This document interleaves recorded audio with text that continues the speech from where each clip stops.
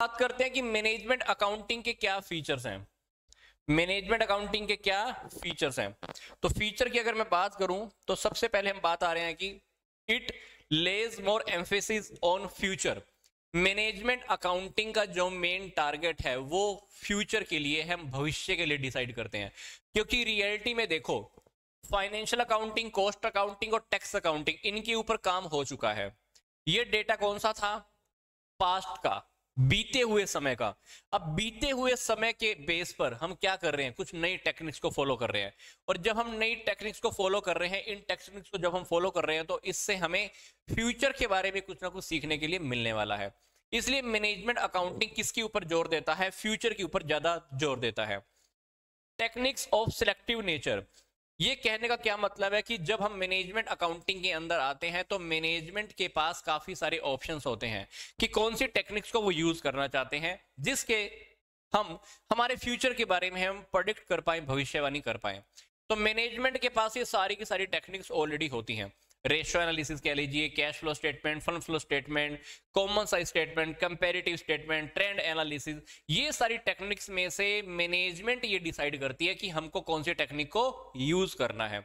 इसलिए यहां पर क्या कहा जा रहा है कि techniques of the selective nature, तो ये हमारे ऊपर डिपेंड करेगा, ये हमारे ऊपर डिपेंड करेगा कि कौन सी टेक्निक को हम सेलेक्ट कर रहे हैं। अगली बात देखते हैं, it establish the cause and effect relationship।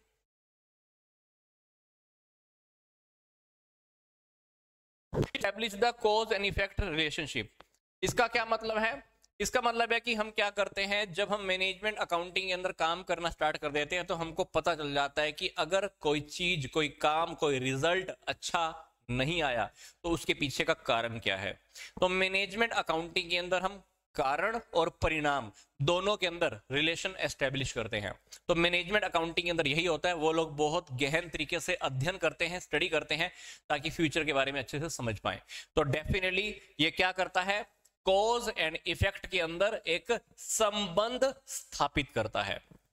अगली बात है, it provide the information and note the decisions. Management accounting की सबसे खास बात यह है, ये आपको एक इंफॉर्मेशन तो दे देगा कि हमने फ्यूचर में ये किया, ये किया, ये किया। इंफॉर्मेशन तो आपको मिल जाती है, बट डिसीजन आपको खुद ही लेने पड़ते हैं। तो मैनेजमेंट अकाउंटिंग इसीलिए आपको इंफॉर्मेशन तो देती है पर कोई डिसीजन नहीं देता। डिसीजन आपको इंफॉर्मेशन के बेस पर खुद ही लेना पड़ता है। आगे बात आती है, use of special techniques and concept. Management accounting में हम कुछ स्पेशल टेक्निक्स को यूज करते हैं, जैसे मैंने अभी चैप्टर्स के नेम बताए थे, ratio analysis, trend analysis, cash flow statement, fund flow statement, ये सारी टेक्निक्स है।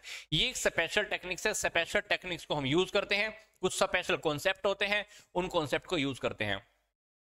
स्पेशल कॉन्सेप्ट कौन से? जैसे हमने 11th में स्टडी किए हैं, business entity principle, money measurement concept, accounting period concept, historical cost concept, conservative concept, ये सारे कॉन्सेप्ट होते हैं। इन कॉन्सेप्ट्स को भी हमें कहीं ना कहीं ध्यान रखना होता है। इसके अलावा काफी सारी टेक्निक्स भी होती हैं, उनको भी ध्यान रखना होता है।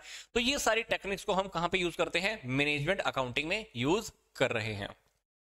इसके बाद हमारी बात आती है कि नो सेट फॉर्मेट्स। जब हम मैनेजमेंट अकाउंटिंग को रेडी करते हैं तो हमारे पास कोई सेट्स के रूल्स एंड रेगुलेशन फिक्स नहीं होते। हम अपना ही दिमाग लगाते हैं, कुछ टेक्निक्स को यूज करते हैं और उसके अकॉर्डिंग ही हम आगे के डिसीजन ले लेते हैं।